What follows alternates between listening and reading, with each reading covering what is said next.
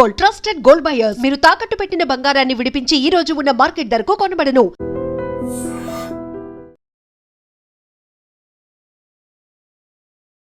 MLC కవిత అడుగులు ఎటువైపు ఆమె ఒక లెటర్ రాసింది, వాళ్ళ నాయనకే రాసింది కదా, లీక్ అయింది, కొత్త పార్టీ పెడుతుంది అని అంటున్నారు. ఎంపీ రఘునందన్ అయితే ఒక డేట్ కూడా ఫిక్స్ చేసిర్రు, జూన్ 2వ తారీఖున ఆమె కొత్త పార్టీ పెట్టబోతుంది అని. కేసీఆర్ని కొంచెం బెదిరించినట్టు, క్వశ్చన్ చేసినట్టు అనిపించిందా sir?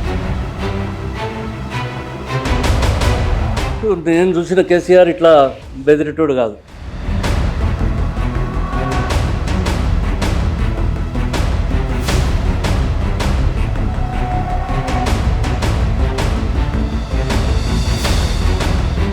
Kavitha background KCR, daughter of కేసీఆరే కదా. KCR background Telangana, minus Telangana. What is KCR? Telangana లేకుండా కేసీఆర్ అనేటోడు ఎక్కడంటాడు?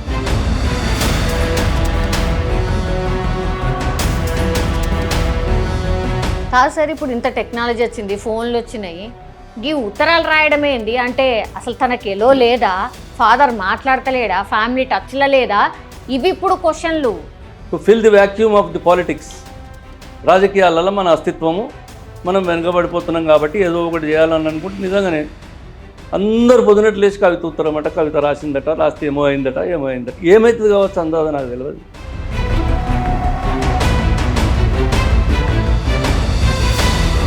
పత్రికల వార్తల కొరకు లేకపోతే జనంలో ఏమి లేదు కాబట్టి ఇది ఒక వ్యాక్యూమ్ ఫిలప్ చేద్దామని ఒక ఇష్యూని క్రియేట్ చేసుకోకపోతే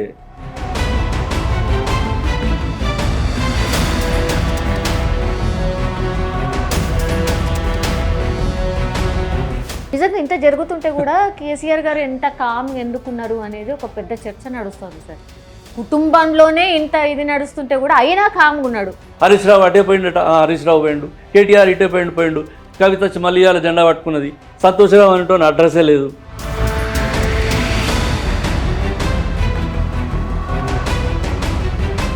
అంత అమాయకుడు ఏం కాదు. ఒకవేళ అతనికి వ్యతిరేకంగా నిజంగా జరిగినా దాని వెనుక ఏమవుతుంది, దాంతో ఏమవుతుంది అనేది ఆయనకు తెలుసు. వాళ్ళు అనుకోని చేసిన డ్రామానే కాబట్టి అది కూడా తెలుసు.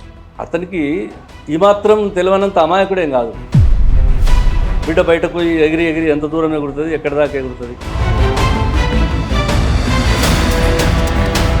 బీజేపీ ఎట్లుంది రాష్ట్రంలో?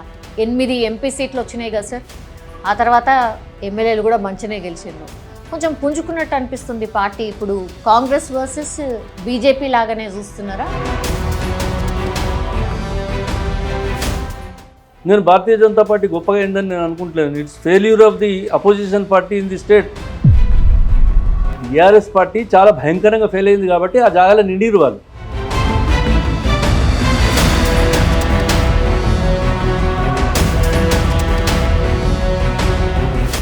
నమస్తే, వెల్కమ్ టు వైడ్రింగ్. ప్రస్తుతం మనకు తెలుసు రాజకీయాల్లో అన్ని పార్టీస్ కూడా డిఫరెంట్ ఇష్యూస్ బేస్డ్గా నడుస్తున్నటువంటి పరిస్థితి. కానీ ప్రస్తుతం ఇప్పుడు హాట్ టాపిక్ ఏది ఉంది అంటే ఎమ్మెల్సీ కవిత వాళ్ళ పార్టీ అధినాయకుడికే లెటర్ రాయడం. ఇది అతిపెద్ద చర్చ. ఆ తర్వాత మిగతా పార్టీస్ కూడా రియాక్ట్ అవుతుంది. లేదు కవిత మీ పార్టీలో జాయిన్ అవుతుందంటే మా పార్టీలో జాయిన్ అవుతుందని, కొత్త పార్టీ పెడుతుందని, ఇట్లా రకరకాల చర్చలు నడుస్తున్నాయి. ఇవన్నీ కూడా ఇప్పుడు ప్రభుత్వం ఏవైతే సంక్షేమ పథకాలు అనౌన్స్ చేసిందో వాటన్నిటిని కూడా డైవర్ట్ చేయడానికి ఈ ఎపిసోడ్ నడుస్తుంది అని ఒకవైపు. సో ఇవన్నీ ఇష్యూస్ ఉన్నాయి, ఒక్కసారి మాట్లాడదాం. Actually sir senior most leader, ఎప్పటి నుంచో మనం చూస్తున్నాం. ఇట్లాంటి రాజకీయాలు ఇట్లా రసవత్తరంగా జరిగినప్పుడల్లా సార్ ఒపీనియన్ తీసుకోవడానికి ఒక ప్రయత్నం అయితే చేస్తూ ఉంటాం. మనతో పాటు ఉన్నారు senior official spokesperson of Telangana Congress committee Katakam Mrutyunjayam garu. ఒకసారి మాట్లాడే ప్రయత్నం చేద్దాం. సార్ నమస్తే. సార్ ఎట్లున్నారు? బాగున్నానమ్మా. రోజు చూస్తున్నారు కదా, కొన్ని ఏళ్ళ నుంచి మీరు రాజకీయాలు చూసి వచ్చినారు కాబట్టి ఇప్పుడు ప్రస్తుతం అయితే హాట్ టాపిక్ ఏంది అని అంటే ఎమ్మెల్సీ కవిత అడుగులు ఎటువైపు. ఆమె ఒక లెటర్ రాసింది, వాళ్ళ నాయనకే రాసింది కదా, లీక్ అయింది. తర్వాత ఆమె స్టెప్స్ కానీ ఆమె డెసిషన్స్ కానీ మీరు చూస్తూనే ఉన్నారు. కొత్త పార్టీ పెడుతుంది అని అంటున్నారు. ఎంపీ రఘునందన్ అయితే ఒక డేట్ కూడా ఫిక్స్ చేసిర్రు, జూన్ 2వ తారీఖున ఆమె కొత్త పార్టీ పెట్టబోతుంది అని. ఎందుకంటే తెలంగాణ ఆవిర్భావ దినోత్సవం కాబట్టి ఇంకో 10-12 రోజులు ఉంది అంతే. సార్ మీకేమనిపిస్తుంది అంటే as a senior most leader ఈ లెటర్ రాయడము కేసీఆర్ని కొంచెం బెదిరించినట్టు క్వశ్చన్ చేసినట్టు అనిపించిందా సార్? బికాస్ మీరు కేసీఆర్ గారితో చాలా దగ్గరగా ఉన్నారు కాబట్టి అడుగుతున్నా సార్. ఇప్పుడు నేను చూసిన కేసీఆర్ ఇట్లా బెదిరేటోడు కాదు. కాకపోతే రాజకీయంగా అనేకమైనటువంటి ఇబ్బందులు ఎదుర్కొన్నా కూడా ఆయన చిన్నప్పటి నుంచి రాజకీయాలలో ఉన్నా ఇంకేం చేసినా వేరే వేరే కార్యక్రమాలు చేసినా కూడా ఇప్పుడు 10 years అయితే అధికారంలో చూసినాం ఆయనను. చాలామంది చాలా తీర్ల ఆయనకు ఎంత అధికారం ఉన్నదో అంత థ్రెట్ కూడా ఉండే అధికారంలో. ఈ మధ్యన మనం ఏమైపోతున్నదంటే ఇప్పుడు మీరు అడుగుతూ ఉన్నారు, ఇప్పుడు లేటెస్ట్ పాలిటిక్స్లో ట్రెండ్ అంతా కూడా కవిత గురించి నడుస్తూ ఉంది. పాపం నేను చాలా చిన్న పిల్లలు వాళ్ళంతా చిన్న పిల్లలుగానే చూసినాం. కాకపోతే రాజకీయాలలో ఇప్పుడు ఎమ్మెల్సీలు ఎంపీలు అయినాము అది అని చెప్పి ఇప్పుడు సంతోష్ ఉన్నాడు ఎంపీ అయిపోయాడు, లేకపోతే ఈమె ఎమ్మెల్సీ అయింది, ఇంకో ఆయన ఏమయ్యాడు. ఇదంతా దీనికి కారణం ఏందనేది, దీని బ్యాక్గ్రౌండ్ ఏందనేది ఒకసారి ఆలోచన చేస్తే దీనికి అన్నిటికీ సమాధానాలు దొరుకుతాయి. కవిత బ్యాక్గ్రౌండ్ కేసీఆర్, డాటర్ ఆఫ్ కేసీఆరే కదా. KCR background Telangana, minus Telangana what is KCR? Telangana లేకుండా కేసీఆర్ అనేటోడు ఎక్కడుంటాడు? ఇవాళ కూడా తెలంగాణ అనే పదం వల్ల లేకపోతే కేసీఆర్తో నీ రాష్ట్ర ప్రజలకు ఏం పని? మరి కేసీఆర్కే పని లేకపోతే కేసీఆర్ బిడ్డ కూడా వచ్చి నేనేందో చేస్తానంటే అది ఏమవుతుంది? ఇప్పుడు కేసీఆర్ అనేటోడు ఒక ఉద్యమమో మంచో చెడ్డనో పార్టీ ఆనాడు ఉన్నటువంటి ప్రజల యొక్క స్పిరిట్, లేకపోతే ఇవాళ ఈ నిజంగా కూడా 33-34 దశాబ్దాలుగా ఈ తెలంగాణ ప్రజలు ఏం కోరుకుంటున్నారు? దాన్ని ఎక్స్ప్లాయిట్ చేసి ఏదో తెలంగాణ అంత నడిస్తే కూడా అందరికంటే ముందు నేనే నడుస్తున్నానే, ఉద్యమం బ్రహ్మాండంగా నడిపించకుండా ఆనాడు జయశంకర్ లాంటి వాళ్ళు, నాలాంటి వాళ్ళు ఎప్పుడైనా కోపం వచ్చి ఏదైనా మాట్లాడినా కూడా మృత్యుంజయం, జయశంకర్ గారు మృత్యుంజయం. ఇప్పుడు ఇది ఒక మంచి తొవ్వల పడ్డది. మనం తర్వాత ఇదన్నీ మాట్లాడుకుందాం. మీరు దయచేసి కేసీఆర్ గురించి ఏం కామెంట్ చేయాలి అంటే నాకు కోపం వచ్చి మేము 2014లో బయటకు పోయిన తర్వాత చెప్తున్నాను. సో అది ఒక ఎలక్షన్ చూసినాం మనం, ఈ రాష్ట్ర ప్రజలు చూసిన ఒక ఎలక్షన్లో. అది ఆనాడు ఉన్నటువంటి ఒక ఉద్యమ స్ఫూర్తియో వేగమో మంచో చెడ్డనో, ఆనాడు పైసలు ఉన్నాయా పైసలు లేవా, ఎవరు ఏంది, ఎవరు నిలబడ్డాడు, ఎమ్మెల్యే క్యాండిడేట్ ఎవరు నిలబడితే వాళ్ళకు ఓట్లేసిండ్రు. తెలంగాణ తెలంగాణ తెలంగాణ. సో దాని ప్రకారంగా బ్రహ్మాండమైనటువంటి ఓట్లు వచ్చినాయి. మంచి మంచి రాజకీయ పార్టీలు, కాంగ్రెస్ బీజేపీలు కూడా ఎందుకు పనికిరాకుండా పోయినాయి ఆ తెలంగాణ. దాని అంతటికి కేసీఆరా బలమంతా? కేసీఆర్ యొక్క వాగ్ధోరణా, లేకపోతే ఆయన వెనుక ఉన్నటువంటి థియరీయా? ఏదో చంద్ర పుల్లారెడ్డికో లేకపోతే మావో సెట్టింగ్కో లేకపోతే ఇంకెవరికో ఉన్నటువంటి ఏమన్నా థియరీ ఉన్నదా? ఓన్లీ తెలంగాణనే కదా, సెంటిమెంట్ ఒక్కటి మాత్రం. ఒక్క తెలంగాణ. ఇవాళ తెలంగాణ అనేది ప్రజలు కావాలని కోరుకున్నారు, ఆ వచ్చింది తెలంగాణ.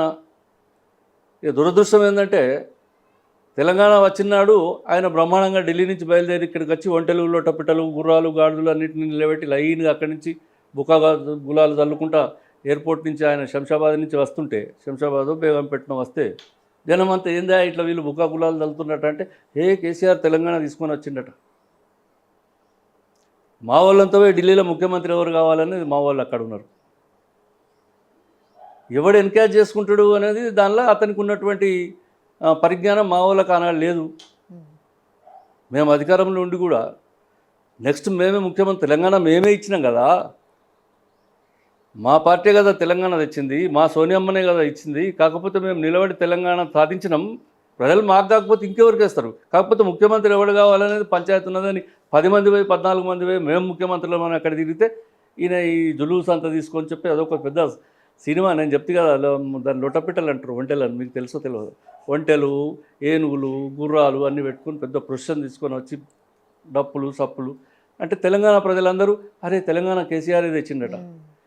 ఈయన మొత్తము అట్టహాసం అంతా చేసుకొని ఈయన ముగిసిపోయే వరకల్లోనే అప్పటికే టైం అంతా అయిపోయింది. వాళ్ళు వచ్చే వరకల్లా ఇదంతా చల్లబడిపోయింది. కేసీఆర్ తెలంగాణ తెచ్చిండు అనే పేరే వచ్చింది. ఇచ్చినోడు ఎవడైతే తెచ్చిండో ఆయన కదా అనేది పేరు వచ్చింది. ఏం లాభం జరగలేదు. అందుకొరకు నేనేమంటున్నా అంటే, సరే ఇదంతా చాలామంది చాలాసార్లు మాట్లాడినా కూడా నేను ఒక మాట ఖచ్చితంగా చెప్తాను. Minus Telangana, no KCR, no KCR, no Harish Rao, no KTR, no Santosh Rao, లేకపోతే నో కవిత. కాబట్టి దీన్ని గురించి అసలు కేసీఆర్ గురించే ఎవడు మాట్లాడేటప్పుడు తక్కువైపోతుంటే ఈ కాలంలో, అది కూడా మేమేదో కొంచెం ఈ మధ్యన మేము ఇప్పుడు ఎలక్షన్లలో గెలిచిన తర్వాత కూడా కొంత ఇబ్బందికరమైనటువంటి వాతావరణం ఏంటంటే ఆయన చేసినటువంటి అప్పులకు తప్పులకు ఇవాళ మా ప్రభుత్వం బాధ్యత వహించవలసి వస్తుంది. కాబట్టి ఈ మాత్రం ఆయన గురించి మాట్లాడవలసి వస్తుంది. లేకపోతే ఎందుకు మాట్లాడాలి ఆయన గురించి? మా పార్టీ వాళ్ళు కానీ మా నాయకులు కానీ లేకపోతే మేము కానీ క్రిటిసైజ్ చేసుడు కాదు, అసలు చర్చించవలసిన అవసరం చర్చనీయ అంశమే కాదు. ఒకవేళ మాట్లాడకపోతే అతడు అప్పులో అవో ఇవో 7 లక్షల కోట్ల 8 లక్షల కోట్ల రూపాయల అప్పులు గిప్పులు అవన్నీ చేసి ఇదంతా మా నెత్తి మీద రుద్దిపోకపోతే ఇవాళ అతని గురించిన చర్చనే రాదు. అసలు ఎందుకు రావాలి ఆయన గురించిన చర్చ? కాబట్టి ఆయన చర్చనే లేదంటే ఇప్పుడు ఆమె ముందుకు వచ్చి బతకలేని పిల్ల మంచమంతా ఎగిరి సచ్చాను సామెత ఉన్నది, మన తెలంగాణలోనే వాడతారు. ఇది బతకలేని పిల్ల మంచమంతా ఎగిరి చచ్చిపోయిందట. అందుకొరకు ఇదంతా ఏం హడావిడి, ఏం కథ, ఇదంతా ఏం లొల్లి? దీన్ని మా వాళ్ళు, మా కాంగ్రెస్ పార్టీ నాయకులు కానీ మా ఫ్రెండ్స్ కానీ మాట్లాడితే నేను చాలామందికి నేను అడ్వైజ్ చేస్తున్నా 2-3 రోజులు, వారం 10 దినాల నుంచి. దీని గురించి ఎవరు మాట్లాడకుండా ఎందుకు మాట్లాడతారు అసలు? ఎందుకు సార్? కవిత ఒక ఎమ్మెల్సీ, కేసీఆర్ బిడ్డ అయితే ఏంది? నీకంటే గొప్పదా? ఏమి ఆమెకున్న బ్యాక్గ్రౌండ్ ఏంది, అడ్వాంటేజ్ ఏంది, ఎందుకు ఆమె గురించి చర్చ చేయాలి, ఆమె ఏం చేస్తుందని చర్చ చేయాలి, ఏం జరుగుతుంది కావచ్చు. ఓ మంట కాచుకుంటాం చలి పెడితే ఎంతసేపు? ఆ కట్టెలో ఆ బొగ్గులో అయిపోయేదాకా. ఇది ఎంతసేపు అమ్మా ఇదంతా కూడా? పాల పొంగు వల్ల ఇవాళ లొల్లి పెట్టుకొని మీరు ఎందుకు ఇది అసలు అందరు సీరియస్గా తీసుకుంటున్నారు? మీరు అన్నట్టు ఇంతకుముందు ఇదంతా అందరి డ్రామా ఎందుకు కాకపోవచ్చు? అంటే ఇది డ్రామా ఎందుకు కాకపోవచ్చు? డ్రామా అయి ఉంటుంది. వాళ్ళు ఇట్ ఇస్ ఫ్యామిలీ డ్రామా. కుటుంబ సభ్యులు అందరు కలిసి పోతున్నటువంటి ప్రతిష్టను మళ్ళొకసారి, లేకున్నటువంటి పేరును మళ్ళొకసారి చరిత్రలో తీసుకురావడానికి ఇది ఒక డ్రామా చేసిందని ఎందుకు అనుకోడు? లేకపోతే ఈమె కొట్లాడుతుంది, ఆయన భయపడి ఉరికిపోతాడు, వీళ్ళిద్దరు కలిసి ఆయన అటుపోయి ఈయన ఇటుపోతే ఈ పార్టీ పెద్దగా పెరిగి ఇప్పుడు మా కాంగ్రెస్ పార్టీ అటువంటి పార్టీ అధికారంలో ఉన్నదాన్నో లేకపోతే ఇవాళ సెంట్రల్ ఉన్న భారతీయ జనతా పార్టీనో వీటిని అన్నింటిని కాదని ఇదంతా వచ్చి రేపు వీళ్ళంతా పైకి వస్తారని చెప్పి ఎవరన్నా అనుకుంటే, అసలు రఘునందన్ రావు కూడా ఆయన ఎందుకు అనుకుంటుండో ఏందో కానీ, అంటే నిజంగా కూడా ఆ పిల్ల ఏమన్నా అట్లా తొందరపడి పెడుతుంది కావచ్చు, మాకు తెలియదు. కానీ అంత అవసరమా అంటున్నాను నేను. దీని గురించి చర్చనే కాదంటున్నాను నేను. వాళ్ళే అనుకొని చేస్తున్నారేమో. ఇప్పుడు వరంగల్లో పెద్ద మీటింగ్ పెట్టిరు. అవును, 25 సంవత్సరాలది. 25 సంవత్సరాల మీటింగ్ పెట్టిరు. బ్రహ్మాండమైనటువంటి మీటింగ్. బహుశా దేశంలో జరగలేదు, రాష్ట్రంలో జరగలేదు, ఏదో చెప్పుకుంటా ఉన్నారు. అతి కొద్ది మీటింగ్లలో అదొక మీటింగ్ అని. సరే, మంది బాగా వచ్చిండొచ్చు, మీటింగ్ పెట్టిరచ్చు. దాని చర్చ ఎన్ని రోజులు నడిచింది? ఆయన ఏమనుకున్నాడంటే రేపు లోకల్బాడీ ఎలక్షన్లు అయిపోయి ఇంకా కొన్ని రోజుల దాకా మళ్ళీ ఒక 7-6 నెలలు ఇది చర్చ జరిగితే దీని గాలిలో నేను రేపు ఇవన్నీ ఎలక్షన్లు గెలిచేస్తాను అనుకున్నాడు. పాపం వారం దినాలకు తుస్సుమన్నది. దాని గురించి చర్చ బంద్ అయిపోయింది. తాను కూడా అడుగుతుంది అదే కదా మరి. నేను ఎన్నోసార్లు రాసినా ఇప్పుడే ఎందుకు లీక్ అయింది అంటుంది తాను కూడా. ఈ లెటర్ ఎందుకు లీక్ కావాలి, ఇప్పుడే ఎందుకు లీక్ అయింది, దీని వెనకాల ఎవరో ఉన్నారు. మీ నాయన్నే, నువ్వే. అయ్యో, మా నాయన దేవుడు, మిగతా అందరూ కోవట్లు అంటుంది. ఇప్పుడు నేను అంటే లాజిక్ అందుకే నేను ఎందుకు ఆలోచన చేయమన్నా అంటే, పత్రికల వార్తల కొరకు లేకపోతే జనంలో ఏమి లేదు కాబట్టి ఇది ఒక వ్యాక్యూమ్ ఫిలప్ చేద్దామని ఒక ఇష్యూని క్రియేట్ చేసుకోకపోతే ఎట్లయితుందని నేను ఇంతకుముందు లాజిక్ కూడా అందుకే చెప్పినా కదా. నువ్వు ఎవరికో రాస్తే ఏదో కలెక్టర్కు దరఖాస్తు ఇచ్చినా లేకపోతే ముఖ్యమంత్రి పేషీలా కాగితం ఇచ్చొచ్చినా అది ఎవడో పిఏ లీక్ చేసిండు, అట్లా కాదు కదా. ఇప్పుడు పండిట్ జవహర్లాల్ నెహ్రూ గారికి ఆమె కూతురు ఇందిరాగాంధీ అనేకమైన 100 ఉత్తరాలు రాసింది జైల్లో ఉన్నప్పుడు. అవన్నీ పబ్లిష్ అయినాయి. ఇవాళ బుక్స్ ఉన్నాయి, letters to Nehru by Indira అని, ఇందిరా ప్రియదర్శన్ అని. ఈ లెటర్లన్నీ ఎవరు ఇచ్చారు? నెహ్రూ ఇచ్చిండు అందరికీ. ఇవి నా బిడ్డ ఇవన్నీ ఉత్తరాలు రాసిందని. ఇప్పుడు దీంట్లో నేనైతే చాలా ఖచ్చితంగా చెప్తున్నా, పెద్ద డ్రామా కంపెనీ ఇది. తెలంగాణ మొదలు కాకముందు నుంచి మొదలుపెట్టిన డ్రామాల దాని చివరి అంకం కావచ్చు, లేకపోతే వాళ్ళు మొదలు అనుకుంటున్నారు. కానీ దీంతో ఇట్లా చేస్తే దీనిలో ప్రజలంతా ఈ ఉత్తరం ఆమె రాసిందా, ఉత్తరం నువ్వు రాసినా, అసలు ఆమె ఎమ్మెల్సీ అయితేంది, ఆమె కాకపోతే ఏంది, రేపు ఇంకేమో అయితేంది, ఒకసారి ఎంపీ చేసిండ్రు, ఎట్లా ఇది గాలికి ఎంపీ అయింది, మళ్ళీ పోయి నిలబడితే మళ్ళీ ఎందుకు ఓడిపోయింది మరి నిజామాబాద్లో? కాదు సార్, ఇప్పుడు ఇంత టెక్నాలజీ వచ్చింది, ఫోన్లు వచ్చినాయి, ఈ ఉత్తరాలు రాయడం ఏంది అంటే అసలు తనకి ఎలో లేదా, ఫాదర్ మాట్లాడతలేడా, ఫ్యామిలీ టచ్లో లేదా, ఇవి ఇప్పుడు క్వశ్చన్లు. ఎందుకు డైరెక్ట్ ఫోన్లో మాట్లాడాల్సింది ఈ ఉత్తరాలు రాసుడేంది? ఇంత టెక్నాలజీ పెరిగిన తర్వాత, ఫోన్లు అందుబాటులో ఉన్న తర్వాత ఈ ఉత్తరాలు రాసుడేంది, అది లీక్ అవుడేంది అనేది కదా చర్చ ఇప్పుడు. ఇదే పెద్ద డ్రామా అని చెప్తున్నా కదా. ఇప్పుడు మీ ప్రశ్నలనే ఆన్సర్ ఉన్నది. ఇదంతా ఏంది అని అంటే గిదికే మరి to fill the vacuum of the politics. రాజకీయాలలో మన అస్తిత్వము, మనం వెనుకబడిపోతున్నాం కాబట్టి ఏదో ఒకటి చేయాలని అనుకుంటే నిజంగానే అందరు పొద్దునట్లు లేచి కవిత ఉత్తరమట, కవిత రాసిందట, రాస్తే ఏమో అయిందట. ఏమవుతుంది కావచ్చు అందాదా నాకు తెలియదు. ఏమవుతుంది, ఏం జరుగుతుంది కావచ్చు అసలు నేను అడుగుతున్నా కావచ్చు. అంటే తను సస్పెండ్ కావాలా? నన్ను ఇట్లా సస్పెండ్ చేసిర్రు, నేను పార్టీలో జరుగుతున్నాయి ఏంది అని క్వశ్చన్ చేస్తే నన్ను సస్పెండ్ చేసిర్రు, ఆడబిడ్డని సస్పెండ్ చేసిర్రు, నేను పార్టీ కోసం ఎంత చేసినా అయినా సస్పెండ్ చేసిండ్రు, కాబట్టి నా వల్ల అయితే లేదు, సామాజిక తెలంగాణ ఇంకా ఏర్పడలేదు కాబట్టి నేను ఇప్పుడు కొత్త పార్టీ పెడుతున్నా, సామాజిక తెలంగాణ నేను తెస్తా అని కొత్త పార్టీ పెట్టబోతుంది అనేది చర్చ సార్. నిజంగా కూడా ఇది హాస్యాస్పదంగా అనిపిస్తలేదా? జోక్ కాదా ఇది? అసలు నేనే తెలంగాణ తెచ్చిన అనేటోడు ఒక ఎలక్షన్లో గెలిచి, రెండో ఎలక్షన్లలో అబద్ధాలాడి, మూడో ఎలక్షన్లో చతికిలబడి ఏం చేయాలనో పాలుపోని పరిస్థితులలో వాళ్ళ బిడ్డనట బయటకు వచ్చి ఆమె నేను పార్టీ పెట్టి మా నాయన చేయలేదు, మా బావ చేయలేదు, మా అన్నగాడు చేయలేదు అని చెప్పి నేను ఇప్పుడు అంతా ఏదో చేస్తానంటే మొత్తం తెలంగాణ ప్రజలంతా ఈమె వెనక ఉరుకుతారా? ఏమో సార్ మీరు చెప్పాలి. ఎట్లా సాధ్యమవుతుందమ్మా? నేను ఒక బాగా ఎక్స్పీరియన్స్తో ఒక మాట చెప్తాను. సరే, దీనికి దానికి అన్వయం ఉన్నదా లేదా నాకు తెలియదు.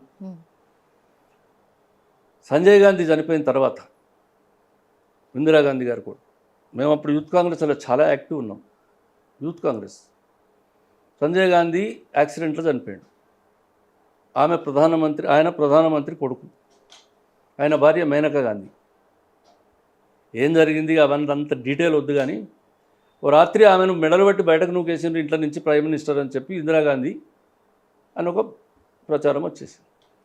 వాస్తవమే she came out of the house, prime ministers house, on that mid night. సరే, ఎక్కడికో పోయింది, ఆ రాత్రి దాచుకుంది. పాపం ఇవాళ దేశమంతా అమ్మ అనేటువంటి ఇందిరాగాంధీ కోడలను ఆమె మెడలు బట్టి బయటకు గెంటేసింది. చిన్న పిల్లగాడు చంకల. ఎవరు? రాహుల్ గాంధీ. చిన్న పిల్లగాడు, 3 years 4 years బాయ్. ఓ దేశమంతా పెద్ద చర్చ జరిగింది దాన్ని. అది నిజంగా కూడా ప్రధానమంత్రి ఇట్లా ఒక ప్రధానమంత్రి, ఒక తల్లి, after all she is a mother, ఇట్లా చేస్తుందా? తన కొడుకు చనిపోతే కోడల్ని ఇట్లా చేసిందా లేదా అంటే అది కారణాలు ఏవైనా కూడా ఆమె బయటకు వచ్చింది. ఆ తర్వాత నా భర్త కాన్స్టిట్యున్సీ అమేథీ అని చెప్పి ఆ ఉత్తరప్రదేశ్ అంతా తిరిగింది, అమేథీకి పోయింది, సంజయ్ విచార మంచన పార్టీ పెట్టింది, ఆ పార్టీ నుంచి నేను ఎమ్మెల్యే అయినా. ఆమెను దొలకొచ్చి హైదరాబాద్ టు కామారెడ్డి టు మా నేటివ్ ప్లేస్ గంభీరావుపేట, అక్కడి నుంచి వేములవాడ రాజరాజేశ్వర స్వామి గుళ్ళకి తీసుకుపోయి ఆమె ఏమతమో ఏందో తెలియదు, అక్కడ బ్రాహ్మణులతో మంచి ఆశీర్వాదం ఇప్పించిన. అక్కడి నుంచి కరీంనగర్ నుంచి పెద్దపల్లి నుంచి సిద్దిపేట హైదరాబాద్ నేను ఉండి మొత్తం తిరిగినాం. అంటే నేను ఒక్కనే కాదు, నాతో పూర్ణ ప్రకాశ్రావు, XYZ మొత్తం మంది ఉంటారు. So I was instrument on those days. ఈ మీటింగులు అన్నీ ఏర్పాటు చేయడానికి మొట్టమొదటి నేనే కారణం. ప్రకాశ్రావు అనేట ఆయన ఒక పెద్దపల్లి ఏర్పాటు చేసిండు. ఆ తర్వాత ఇవన్నీ నేను చేసినాం. నాకు యాదున్నది, నేను ఆఖరి మీటింగ్లో పైసలు లేకపోతే టేప్ రికార్డర్ అమ్మేసిన 4,000 సిద్దిపేటలో. పైసలు ఏమో తాళ్ళు కట్టినాయి, అవి కట్టినాయి, ఇవి కట్టినాయి కావాలంటే ఒక టేప్ రికార్డర్ అమ్మితే 4,000 వచ్చినాయి. వాళ్ళకి ఇచ్చిన, నమస్తే పెట్టిపోయాను. రాంగా ఆమెతో వస్తున్నా కార్లో సిద్దిపేట నుంచి. అడిగింది, Mrutyunjay how much you spent on this అని అడిగింది. I don't have any account madam. నాతో ఒక 5-6 కార్లు, ఆమె విఐపి, మరి కాన్వాయ్ ఉండాలి, నా కాన్వాయ్ కాబట్టి ఒక 4-5 కార్లను పెట్టిన ముత్తానే కిరాయి పెట్టి తోలుకొస్తున్నాం. మా వెనక మంది అది అక్బర్ ఇన్కే 10,000 దో కార్ల ప్రజ్ఞాపూర్ అవతల పోయాను. ఇన్కే 10,000 దో, 10,000 ఇస్తే ఎంత సంతోషపడ్డాను. ఈ కార్లన్నిటి కిరాయిలు ఇచ్చి వాపసు పంపించచ్చు. I was so happy. Is it the incident bigger than that? Is it the event bigger than that? ఆ సంఘటన కంటే గొప్పదా? ఆమె భర్త యాక్సిడెంట్లో, హెలికాప్టర్ యాక్సిడెంట్లో చనిపోయాడు. ఇందిరాగాంధీ ప్రధానమంత్రి సిట్టింగ్, ప్రపంచ దేశాలలో పేరెన్నికగన్న మనిషిగా రాత్రి ఇంట్లో నుంచి వెళ్ళగొట్టిన చంటి పిల్లని ఎత్తుకొని బట్టలు సంకలో పెట్టుకొని పాపం ఆమె బయటకు వచ్చి ఓ అని ఏడ్చి అమెథీకి పోయి యూపీ అంతా తిరిగి ఆ తర్వాత దేశం. జస్ట్ మేము ఇక్కడికి వచ్చినాం. నాకు యాదున్నది, మేము తిరుగుతుంటే ఎలక్షన్లు డిక్లేర్ అయినాయి. ఎలక్షన్లు డిక్లేర్ అయితే అడిగింది క్యా వాట్ ఈస్ ది పార్టీ, ఆమెకు తెలుగు రాదు, హిందీ బాగా వస్తుంది. ఎన్టీఆర్ క్యా భాష జాంతా హై, ఎన్టీఆర్ పార్టీ బాగా నడుస్తుంది, ఓకే, ఎన్టీఆర్ క్యా భాష జాంతా హై అని అడిగింది. He knows only Telugu or English అని చెప్పారు. Shall we talk to him, మాట్లాడదాం ఆయనతో అని అన్నది ఎలక్షన్ల గురించి. ఎస్ మేడం, వెంటనే ఉపేంద్ర చెప్పినాం మేము, ఇందిరాగాంధీ కోడలు వస్తుందట అంటే మేము ఎక్స్పెక్ట్ చేయలే. గేట్ లోపల ఆయన వచ్చి బయట నిలబడ్డాడు, కారు వచ్చి లోపలికి రాగానే తలుపు తీశాడు. ఎన్టీఆర్ దిగినాం కారు నుంచి. ఇందిరాగాంధీ అంటే ఆనాడు ఎటువంటి పరిస్థితి, ఇందిరాగాంధీ కోడలు వచ్చిందట అంటే ఆమె ఎందుకు వచ్చింది, ఎట్లా వచ్చినా కూడా ఇంటికి వచ్చింది, లోపలికి పోయినాం. అనుకోకుండా మాకు కొన్ని సీట్లు ఇవ్వాలి, మేము కంటెస్ట్ చేస్తాం చెప్పినాం, కొన్ని సీట్లు ఇచ్చింది. ఆయన ఇచ్చిండు ఎన్టీ రామారావు. అప్పుడు తెలంగాణలో ఆయనకి ఏం లేకుండా పాపం మాకు 14-18 బీఫామ్లు ఇచ్చేస్తే నిలబెట్టేందుకు ఎవ్వరు దొరకలే. ఇవి తీసుకొని నేను నా ఫ్రెండ్స్ అందరి దగ్గరికి తిరిగిన, ఇది నువ్వు నిలబడని. పిచ్చోనువా, మేనకా గాంధీ అట పార్టీ అట, ఇక మాకు పర్లేదా అన్నారు. సరే నేనైతే నిలబడి, మాది పోయేది ఏం లేదు, అంగీలాగులు చెప్పులు తప్ప మా దగ్గర ఏ కానా లేదు. నిజంగా చెప్తాను. 83లో ఎమ్మెల్యే కంటెస్ట్ చేసిన, 23,000 మెజారిటీతో గెలిచిన. ఎన్టీ రామారావు వచ్చిండు ప్రచారానికి, సగం మాట్లాడితే మైక్ పోయింది. ఈ కుర్రాలను పెట్టుకుంటే ఇలాగే ఉంటుంది అన్నాడు ఆయన. నన్ను పాపం అంటే చెప్పింది నేను, ఆమె పేరు మీద మేము ఒక 4 ఎమ్మెల్యేలు. ఆ తర్వాత ఆమె అప్పుడప్పుడు 3 సార్లు 4 సార్లు ఎంపీ అయింది, కేంద్రంలో కొన్నిసార్లు మంత్రి అయింది. అంతే తప్పగా she was not percolated her politics in country or even state or ఏదో ఒక కాన్స్టిట్యున్సీని మట్టుకు పిలిభిత్ సంథింగ్ అక్కడ కొంచెం 3-4 సార్లు ఎంపీ అయిపోయింది. ఆమె కొడుకు ఇప్పుడు, ఆయన పేరేమి గాంధీ, ఆయన కొడుకు ఒకసారి ఏదో ఎంపీ అయ్యండు, మళ్ళీ ఆయన కూడా ఏమవుతలేడు, కథం అయిపోయాడు. కాబట్టి నేనేం చెప్తున్నా అంటే, ఇప్పుడు మన మన మన బ్యాక్గ్రౌండ్ ఎంత, మనం ఏందని చెప్పి మన కొరకు ఇవాళ జనం రావాలి. అయితే త్యాగం, లేకపోతే ఇవాళ రేపు వారసత్వం, వంశం, లేకపోతే కులం, లేకపోతే బోలెడు పైసలు. ఇప్పుడు ఇవన్నీ ఉన్నోళ్ళు ఇంకా అవతల 100 మంది ఉన్నారు. ఇప్పుడు నేను చెప్పిన 4 బోలెడు డబ్బున్నోళ్ళు, 100,000 కోట్ల రూపాయల డబ్బున్నోళ్ళు. 20% 25% మా కులాలని చెప్పుకునేటోళ్ళు ఉన్నారు ప్రజలు, వాళ్ళ నాయకులు ఉన్నారు. మేము ఫలానా మనమని ఫలానా కొడుకునని చెప్పి 30-40 ఏళ్ళ 50 ఏళ్ళ రాజకీయ వారసులుగా ఉన్నోళ్ళు ఈ రాజకీయాలలో ఇప్పుడు ఉన్నోళ్ళు ఉన్నారు. వీళ్ళందరూ అక్కడ అసలు ఎక్కడ కొనకు మొదటికి ఎక్కడికి అవుతలేదు. అందుకే ఇప్పుడు మా రేవంత్ రెడ్డి గారి ఇలా వచ్చిన మా కుందల్కే ఆయా అని అన్నట్టు ఇప్పుడు అందరు ఎక్కడున్న పరిస్థితి, ఎక్కడున్నా మనం ఇవాళ దానిలో నేను పార్టీ పెడతా, బాగా పైసలు ఎక్కువైపోతే గిట్లనే అవుతుంది. మరి ఎట్లా పెడతావు పార్టీ నువ్వు పార్టీ పెట్టంగానే ఎవరు రావాలి, ఎందుకు రావాలి? ఏమో బీసీ నినాదం అని తిరుగుతున్నారు. నువ్వెవరమ్మా బీసీ గురించి మాట్లాడడానికి? Who are you? బీసీలను అసలు ఇదొక మళ్ళీ పెద్ద ఫ్రాడ్.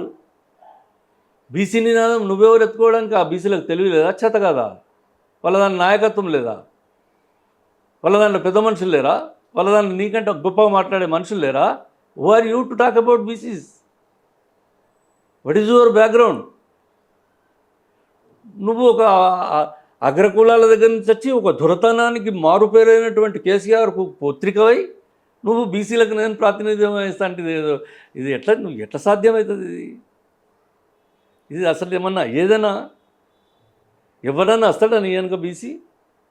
ఎందుకు వస్తారు వాళ్ళు? అసలు బాగాసేపు నేను ఆమె గురించి మాట్లాడడం మంచిది కాదు. ఎందుకంటే పాపం నా బిడ్డ కంటే చిన్నది, లేదా నా బిడ్డ అంత కావచ్చు. నేను ఆ పిల్లల గురించి ఎన్నడూ మాట్లాడడానికి ట్రై చేయను. నేను ఈవెన్ కేటీఆర్ గురించి కూడా మాట్లాడాను. ఎందుకంటే పాపం నేను ఏమి లేనాడు చిన్నగా లండన్ నుంచి వచ్చింతే అంకుల్ బాగున్నారంటే నమస్తే హౌ ఆర్ యూ అంటే హౌ ఆర్ యూ, అంతే తప్ప. కానీ వాళ్ళు ఒకసారి ఇట్లా పెరిగిపోతే ఇప్పటికి కూడా వాళ్ళది మా నేటివ్ కాన్స్టిట్యున్సీ కేటీఆర్ది.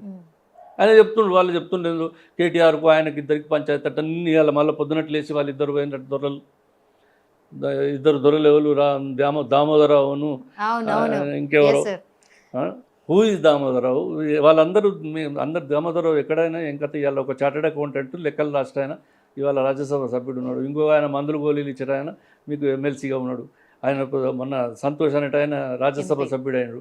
వీళ్ళందరినీ మీరు అవకాశం ఉన్న వాళ్ళ వాళ్ళని రిక్రూట్ చేసుకొని నువ్వు బయటకు వచ్చి నేను బీసీల నాయకురాలని అంటే ఎట్లయితావమ్మా? నాకు అర్థం కాదు. మీకు చేతులు ఎవరికి ఏం చేయకపోతే నువ్వెందుకు నిలబడ్డావు? నిజామాబాద్లో పోయి తెలంగాణ ఎడ్యుకేషన్లో మొన్న ఫస్ట్ ఎలక్షన్లలో పోయి why out contest who are you there అంటే ఏమనంటే నేను నిజామాబాద్ కూడల్ని. అరే ఏంది ఇదంతా?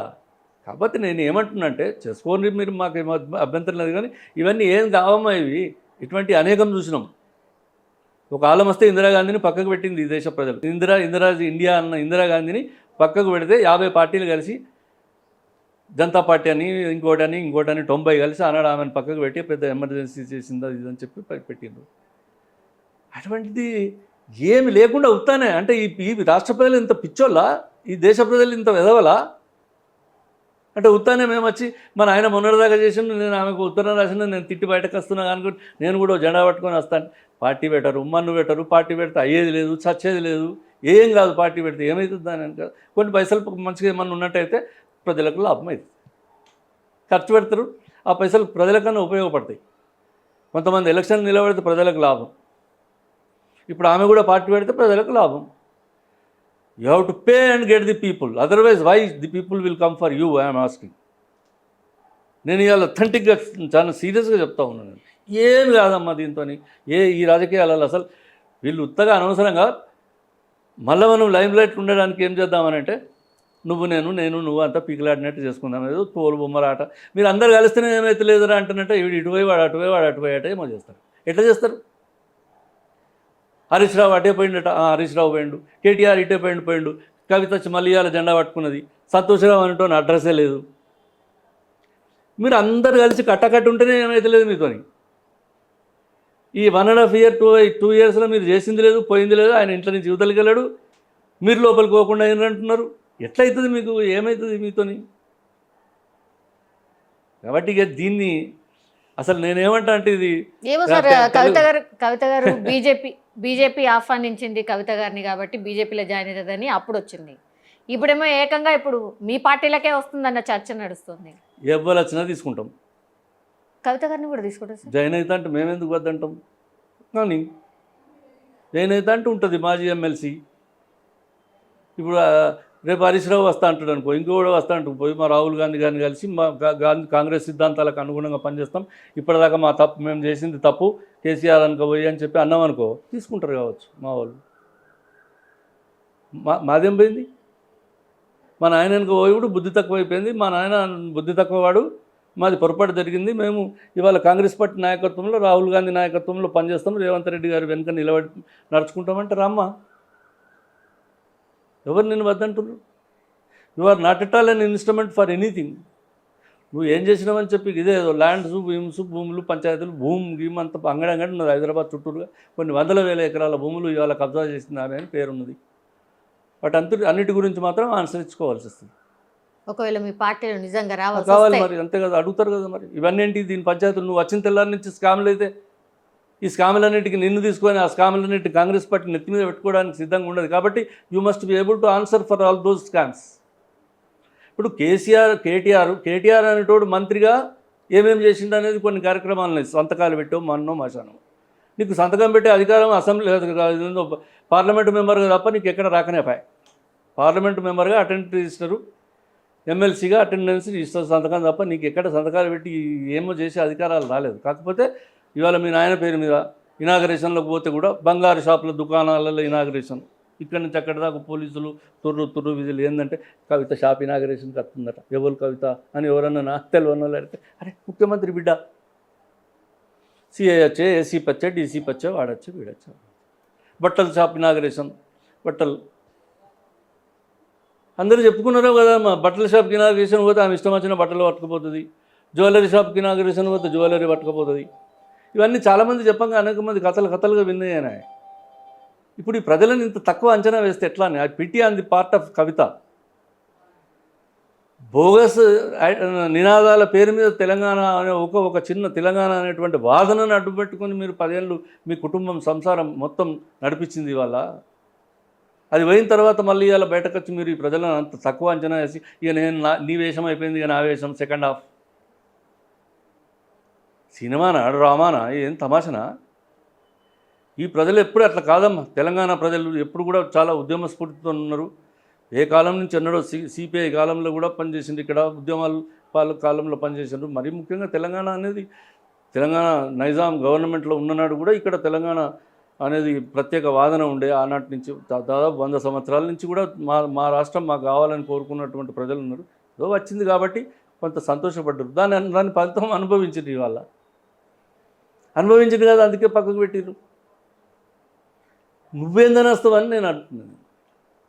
ఏమో అంటే రేవంత్ రెడ్డి గారి కోవట్టు కవితని అన్న టైప్లో మాట్లాడినరు కేటీఆర్ గారు అనేది మొన్న ఒక చర్చ సార్. అంతకంటే ముందు కవిత గారు అండ్ రేవంత్ రెడ్డి గారు ఒక కంపెనీలో కలిసి పనిచేసిండ్రు, వాళ్ళు బోర్డు మెంబర్ లాగా ఉండే. సో పాత పరిచయమే, నిజంగానే కోవట్ అయితే అయి ఉండొచ్చు అనే కూడా చర్చ ఒకటి నడుస్తుంది సార్. అంటే రేవంత్ రెడ్డి గారు కవిత గారు మంచి దోస్తులే, మంచి అండర్స్టాండింగ్ ఉంది, వస్తారేమో మేబీ అనే టాక్ కూడా ఉంది సార్.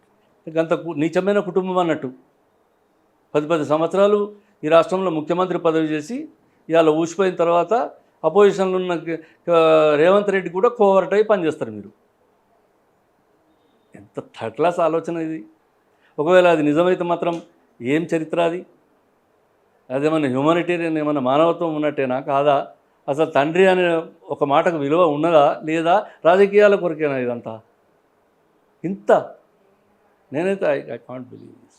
ఆ చెప్పేటోనికి చెవుడైతే కూడా వినటోనికి వివేకం ఉండాలన్నట్టు. మనం ఎట్లా వింటామమ్మా? ఒకవేళ గట్ల చేస్తే మాత్రం మా రేవంత్ రెడ్డికి నిన్ను కోవట్టు పెట్టుకునేందుకమ్మా? ఇక్కడ మా పార్టీ లేదా, మా అధికారం లేదా, మాకు సైన్యం లేదా, బలం లేదా, మెజారిటీ లేదా, మా గవర్నమెంట్ లేదా, ఇక్కడ మాకేంది? నువ్వు ఏం చేస్తావని కోవట్టయి? ఒకవేళ కోవట్ అయితే కూడా నిన్ను వాడుకుంటే మీరు వాడుకోబడినందుకు మీ కుటుంబం బాధపడాలి. నాకైతే తెలియదు.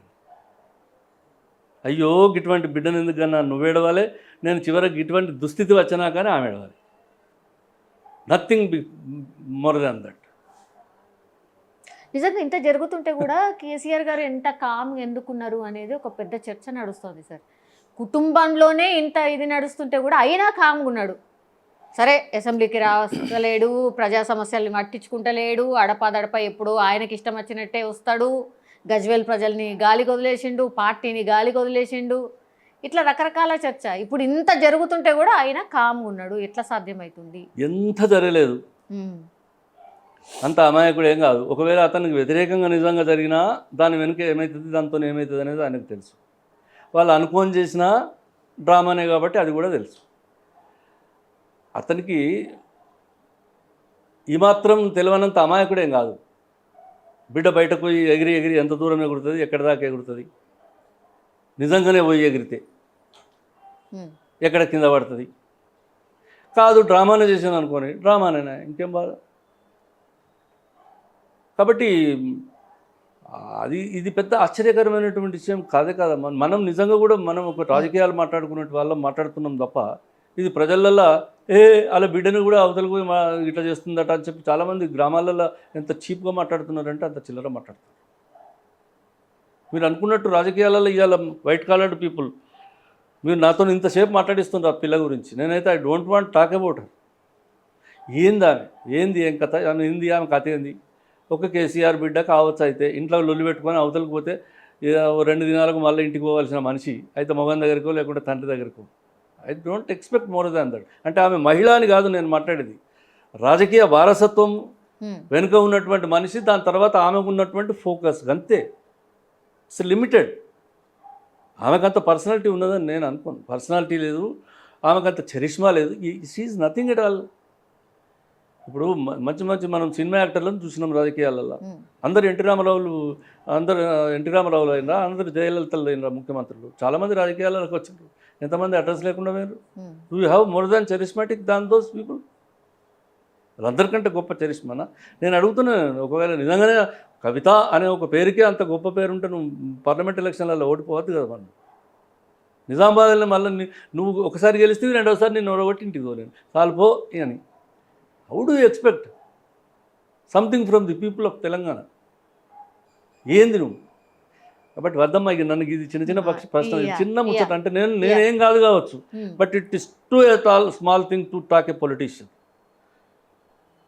చాలా ఒక ఒక రాజకీయ నాయకులు చర్చించవలసినటువంటి అంశం అంటే ఒక నిబద్ధత కలిగినటువంటి రాజకీయ నాయకులు మాట్లాడే అంశమే కాదు ఇది. అయితే కానిపోయి ఏమవుతుంది అన్న ఫరక్ పడుతుంది. టీ కప్లో తుఫాన్ అంటారు చూడు, it is really that, nothing more than that. ఒకవేళ కప్పు బాగా ఒలికి కింద పడితే కేసీఆర్ ఈ అంగి ఇడిచి ఇంకో అంగి తోడుకుంటాడు కావచ్చు. ఏం చూస్తారు, అంతకంటే ఎక్కువ ఏమైతుంది? Makes no difference. I'm sorry to say, ఇంత దురాశ కానీ, దురాశనే అంటాను నేను. ఏం కావాలని ఇప్పుడు ఇదంతా? Ultimate what is the goal? మళ్ళీ తెలంగాణ వస్తుందా? లేకుంటే ఉత్తర తెలంగాణ దక్షిణ తెలంగాణ ఏమైనా చేస్తారా? లేకపోతే హైదరాబాద్ను ఇంకేమైనా చేస్తారా? What is the goal of you to come into power? అంటే దీని కొరకు ఇంత cheap politics. The people will not support and it will not happen. That's all. Yes sir. ఇప్పుడు ఉన్నటువంటి పరిస్థితుల్లో బీఆర్ఎస్ నిజంగా ప్రతిపక్ష రోల్ ఉంటుందా సార్? నిజంగా ఫైట్ చేస్తుందా అట్లా అధికార పార్టీ మీద? వాళ్ళు తీసే కార్యక్రమాలు కావచ్చు, ప్రజలకు అండగా నిలవడం కావచ్చు, నిజంగా ఉన్నదా అట్లా? 2-3 పాత్రలు సార్. ఒక హరీష్ రావు, ఒక కేటీఆర్. వాళ్ళిద్దరు పాపం వాళ్ళు తగినంత శ్రమ, వాళ్ళకి కావాల్సినంత పరిశ్రమ చేస్తున్నారు. రోజు పొద్దునట్లేసి జనం నోట్లలో పార్టీ ఉండేటందుకు ఎంత పని చేయాలో అంత పని వాళ్ళిద్దరు చేసుకుంటూ వస్తున్నారు. ఆ రెండే. అంటే ఏమైపోయింది దీని ద్వారా? ఏం చెప్తున్నా అంటే, ఒక సామూహికమైనటువంటి దృక్పథం ఉన్నటువంటి, ఒక ఉద్యమ స్ఫూర్తి ఉన్నటువంటి పార్టీ అంత పోయి మనుషుల దగ్గరికి వచ్చింది. ఓకే. ఇద్దరు మాట్లాడితేనే మాట్లాడినాడు అంతే తప్ప ఇవాళ ఆయనన్న మాట్లాడాలి, ఈయనన్న మాట్లాడాలి. ఆయన ఇంట్లో నుంచి అవతలికి రాడు. అంతకు మించి ఏం కాలేకపోయింది అది పార్టీ. అంటే పాపం వాళ్ళకి తోచినంత ఎంత పడితే అంత ఏదంటే అది మాట్లాడుకుంటూ వచ్చారు. దీన్ని ఇవాళటి దాకా కాపాడుకుంటూ వస్తున్నారు. వాళ్ళే ఆయనతో ప్రతిపక్షం అని అనిపించుకోవడానికి. ఇక వాళ్ళ విషయం ఏంది, వాళ్ళ బలం ఎంత, వాళ్ళ బలగం ఎంత అనేది మొన్న పార్లమెంట్ ఎలక్షన్లలో తేలిపోలేదా? సున్నానా సార్? ఒక్కడు గెలవడా? ఇది చూసి కూడా ఇంకా రాజకీయ కుప్పిగంతులేనా? మీరు అంత కలిసి కొట్లాడితే మీరే ఓడిపోతారు. 8కి 8 ఓడిపోయి మొత్తం ఒక్క సీటు రాకుండా మొత్తం తెలంగాణలో మీ జాగంతా భారతీయ జనతా పార్టీ నిండిపోయింది. అది వ్యాక్యూమ్ అంతా బీజేపీ తీసుకుంటున్నట్టున్నది. అది ఆలోచన చేసే జ్ఞానం లేదు మీకు. ఇంకా మళ్ళీ మొన్ననే కదనమ్మా 1 year అయింది ఎలక్షన్లు అయ్యి. 1 year కింద జరిగినటువంటి ఎలక్షన్లలో మీరు 0. ఈ ప్రజలు మీరు పనికిరారని చెప్పి మిమ్మల్ని పక్కకు పెడితే అసలు నీ ముఖమే మంచిగా లేదు పో అంటే కొత్త చీర కట్టుకొస్తా అన్నట్టు. నువ్వు పనికిరావు పో అంటే నేను చీర కట్టుకొస్తా అంటే మళ్ళీ అసలు కేసీఆర్ను వాళ్ళని అందరినీ పక్కకు పెడితే అలా బిడొచ్చి నేనేదో చేస్తా అంటే ఇది ఎట్లయితుంది కాదు. అందుకొరకు పాపం ప్రతిపక్షాలుగా అధికార పక్షంగానే ఫెయిల్ అయిన వాళ్ళు ప్రతిపక్షంగా ఏం కారమ్మా ఎప్పుడు కూడా. నేను చెప్తున్నా, ఒకవేళ ప్రజలు ఓడిస్తారు కావచ్చు, అధికారంలో చేసినవి చెప్పుకోవడానికి ఉండేటువంటి భవిష్యత్తు ఉండాలి ఒక పార్టీకి. అది ఏ పార్టీ అన్నా కానీ, అది భారతీయ జనతా పార్టీ కావచ్చు, కాంగ్రెస్ కావచ్చు, ఇవాళ ఎంజీఆర్ పార్టీ కావచ్చు, లేకపోతే అక్కడ బెంగాల్లో కావచ్చు, ఇంకో మీరు అనేక రాజకీయ పార్టీలను చూడండి. Yes, this is the history of my party, ఇవో మా పార్టీ చరిత్ర ఇది, ఇవో మా నాయకత్వం ఇది అని చెప్పుకోవడానికి ఆ పార్టీకి ఒక స్థిరమైనటువంటి విధానము లేకపోతే నాయకత్వమో ఏదో ఒకటి ఉండాలి. ఇది యాక్చువల్గా మొత్తం టోటల్గా ఫెయిల్ అయిపోయినారు వీళ్ళు ఇక్కడ. దీనికి ఉన్నదంతా ఒకటి, దీని బ్యాక్గ్రౌండ్ తెలంగాణ బొమ్మను పక్కకు జరిపితే మీ అడ్రస్ లేదు. కాబట్టి ఇక్కడ ప్రతిపక్షంగా కూడా వాళ్ళు అంత బాగా చేసి ఇప్పుడు కొంతమంది ఎమ్మెల్యేలు గెలిచిన వాళ్ళు కావచ్చు, ఓడిపోయిన వాళ్ళు కావచ్చు, అక్కడక్కడ మాట్లాడితే ఎవరు అడుగుతున్నారు వాళ్ళని? అడిగేటోళ్ళు ఎవరు, పోయేటోళ్ళు ఎవరు, పట్టించుకున్న వాళ్ళు ఎవరు? ప్రతిపక్షంగా కూడా వాళ్ళు సరిగా పనిచేస్తే మన కొత్త మంచి ఫలితాలు ఉంటుండే కావచ్చు. ప్రతిపక్ష నాయకుడు అనేవాడే బయటకు రాకపోతే ఇంకెక్కడి ప్రతిపక్షం? యుద్ధంలో సైన్యాధిపతి ఇంట్లో అన్నట్టు, యుద్ధంలో సైన్యాధిపతి ఇంట్లో వాడిని మీరు కొట్టాడిపోంటే ఎవడు కొట్టాడతారు? ఎంతమంది అన్నా రావట్లేదు, ఏం చెప్పినా రావట్లేదు. మరి ఎందుకు అట్లా? ఏం చెప్పుకునేది లేక, అధికారం చెప్పుకోవడానికి ఏం లేక ప్రజలకు చేంజ్ చెప్పుకోవాలి. నేను ఇవాళ మాట్లాడుతున్నాను, నేను నిజంగా కూడా చెప్పద్దు కానీ మన వరంగల్ మీటింగ్లో నేను మొదటి నుంచి కొన్నదాకా నేను విన్నా, ఈ రాష్ట్రం విన్నాచో అందరు విన్నారచ్చు. ఏందా అని చెప్పింది? ఏందా 4 లక్షలు 3 లక్షలు 2 లక్షల మందిని జమ చేసి 1000 కోట్లు ఖర్చు పెట్టి ఏంది మీది ప్రజలకు ఇచ్చినటువంటి సందేశం తెలంగాణలో? ఏం చూసి మళ్ళీ నీ అని కురికి రావాలి అందరూ? ఏమైనా ఉన్నదా అసలు ఆ ఉపన్యాసంలో? ఏమైనా కసి కూడా లేదు. పస్ అయితే అసలే లేదు. 10 ఏళ్ళు ఉండగా నేను గిట్ల చేసిన, ఇవాళ వీళ్ళంతా వచ్చి నాశనం చేసిర్రు, ఇదిగో నేను వస్తే గిట్ల అవుతుంది.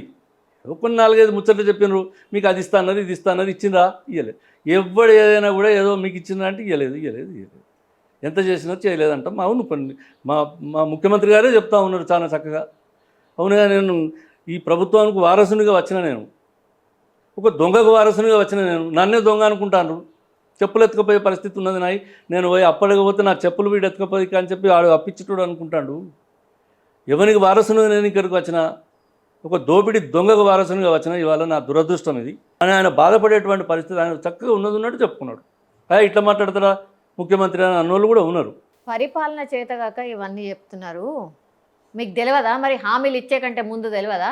ఏదో అంటే ఏడాపెడా హామీలు ఇచ్చిండ్రు, ఇప్పుడేమో పైసలు లేవంటే ఎవరు ఊరుకుంటారు అనేది. నిజంగా తెలుసుకోకపోవడం మా పొరపాటే. నేను చెప్పగలుగుతా కాబట్టి చెప్పవలసిన అవసరం కూడా ఉన్నది. ఇవాళ తెలుసుకోలేక మాట్లాడడం అని అంటున్నారు. ఇవాళ అన్నీ అయిపోయినాక మీరు ఇన్ని రోజులకు మాట్లాడితే ఎట్లా అంటే, తెలుసుకోలేకపోవడం అంటే గింత దిక్కుమాలిన పరిపాలన ఉన్నదని చెప్పి మేము మా పార్టీ తెలుసుకోలే అన్నాడు. ఇవాళ తవ్వినా కొద్ది లోపలికి పోయింది. పార్టీ స్టేట్ అవే ఉన్న బాకీ వేరు. బహుశా మీకు ఎప్పుడైనా గమనించడో లేదో మీకు తెలియదు. ఇవాళ దిక్కుమాల కార్పొరేషన్లను తయారు చేసి వాటి పేరు మీద వందల వేల కోట్ల రూపాయల అప్పులు తీసుకొస్తే అవి తెలియదు అన్నాడు. ఒక రాజకీయ పార్టీగా మేము ఆనాడు ఇది చేస్తామని చెప్పినాం. రాహుల్ గాంధీ గారు వచ్చి ఇది గ్యారంటీస్ ఇస్తున్నామని చెప్పారు. Yes, we will do it. కాకపోతే ఈ పార్టీ ఎంత అప్పున్నది? 3 లక్షల చిల్లర కోట్ల అప్పున్నది. ఈ కార్పొరేషన్ల అప్పులు, కింది మీది జీతాలు, భత్యాలు, టీఏలు, పెన్షన్లు, ఇవన్నీ ఎవరు లెక్కలు తీయలే. ఇవన్నీ తీసుకుంటూ పోయేటకల్లా ఒక 6 నెలల వరకల్లా ఈ మొత్తం లెక్కలు బయటకు వచ్చిన కొద్దీ బాకీలోడు ఇంటికి వచ్చేదాకా తెలియదు. ఇప్పుడు ఎవడైనా మనిషి చచ్చిపోతే, పెద్ద మనిషి ఇంట్లో, మనకి ఎన్ని బాకీలు ఉన్నాయని ఎట్లా తెలుస్తుంది? ఏమన్నా ఉంటే చెప్తే తెలుస్తుంది. చెప్పలేదు, మేము కూడా లేవు అనుకున్నాం. ఒకడు ఇగో నా కాగితం, ఇగో నా డాక్యుమెంటు, నా ప్రామిసర్ నోట్ అని వచ్చినా కొద్ది తెలిసింది. What is wrong? నేను ఇప్పుడు ఏమంటా, తెలుసుకోలేకపోవడం మా పొరపాటే. కానీ ఇప్పుడు ఇవాళ మేము అబద్ధాలు ఆడి మేము ఇప్పుడు చేయలేకపోయినాం, మేము వీకున్నాం, మేము బలహీనపడ్డాం కాబట్టి మేము చేయమని మేము ఎక్కడ అనలే. మా ముఖ్యమంత్రి గారు ఎప్పుడన్నా అన్నారా? We may not do today. ఇవాళ మాకున్న టైం ఎంత? మాకు 1.5 year అయింది. ఇంకా 3.5 సంవత్సరాల సుదీర్ఘ కాలం ఉన్నది. 3.5 సంవత్సరాల్లో మీరు అన్నయన్నీ మేము ప్రజలకు ఏవైతే మేము చెప్పగలిగినామో, చెప్పుకున్నామో వాటన్నింటినీ తీర్చడానికి ఇవాళ మా ప్రభుత్వం సిద్ధంగా ఉన్నది. మేము ఇస్తాము, ఇయ్యమంటలేము కదా. మేము రేపు 6 నెలల ముందర పోతున్నామా? రేపే 3 నెలలకు, రేపు ఎలక్షన్లకు పోతున్నామా? మేము ఎలక్షన్లకు పోయినాడు ఇవన్నీ కార్యక్రమాలు అడిగే పోతాం. మేము ఇవన్నీ ప్రజలు చేసి, ఈ కాంగ్రెస్ ప్రభుత్వం రేవంత్ రెడ్డి గారి నాయకత్వంలో రాహుల్ గాంధీ గారు చెప్పిన వాటితో పాటు ఈ గ్యారంటీస్ అన్నీ పూర్తి చేసిండ్రు అన్నాడే మళ్ళీ అసెంబ్లీకో పార్లమెంటుకో పోతాం. మేము మళ్ళీ అప్పుల ద్వారానే కదా సార్. ఎందుకని కుల్లం ఇప్పుడైనా చెప్తలేరు? చెప్పిండ్రు కదా. నేను ఏమంటున్నా సార్, అసలు ఫ్రీ అనేదే అసలు ఇది వేస్ట్, అసలు రాష్ట్రాన్ని ముంచుతుంది. ఈ ఫ్రీ పాలసీస్ అనేది వేస్ట్ అని ఎవ్వరు కూడా చెప్పలేకపోతున్నారు. ఎందుకంటున్నా, మళ్ళీ మీరైనా సరే ఏంటికెళ్ళో దేవాలి కదా, మళ్ళీ మన నెత్తి మీదనే పడుతుంది కదా, ఇదెందుకు చెప్పలేకపోతున్నారు అంటున్నా. కరెక్ట్ అమ్మా. ఇప్పుడు చెప్పినందుకే రేవంత్ రెడ్డికి ఇట్లా అంటారా అంటుంటారు కదా మీరు. ఇప్పుడు రేవంత్ రెడ్డి చెప్పిండు ఒక మీటింగ్లో, అర్ధగంట సేపు ఉపన్యాసంలో అప్పుల లెక్కనే చెప్పిండు, అప్పుల పురాణం చెప్పిండు. ఆయన నా పరిస్థితికి ఇది ఉన్నదని చెప్పిండు.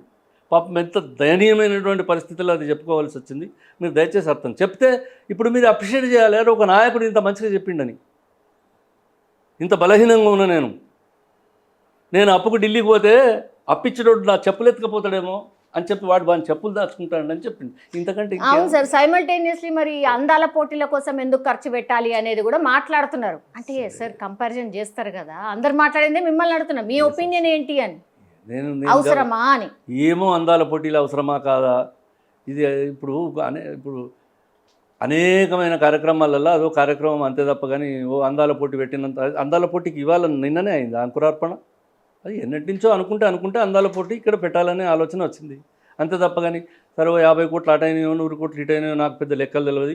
అందాల పోటీలకు నేను పోలేదు, పోయిన వాళ్ళు ఎవరో నాకు తెలియదు. దాంతో ఏం లాభం అవుతుందో ఏం లాభమో కాదు. కానీ మా అందాల పోటీల వలన ఒకటి మాత్రం లాభమైంది ఏంటంటే, మొత్తం ప్రపంచవ్యాప్తంగా Telangana, Hyderabad Telangana everyday on the news in the world.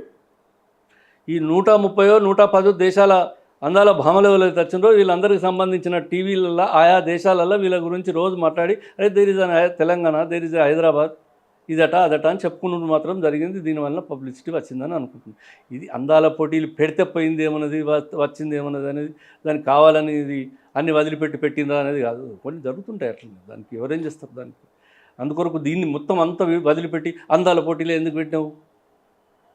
ఇప్పుడు 150 మంది వచ్చి పాల్గొన్నారు. ఒక ఆమె పోయి అక్కడ నన్ను ప్రాస్టిట్యూట్గా చూసారు కాబట్టి నేను కోపం మీద వచ్చేసిన అని చెప్పింది. Is it right? You have to tell, మీరు చెప్పాలి అసలు ఏం జరిగింది అనేది. What about other ladies who participated? Why she alone క్రైస్?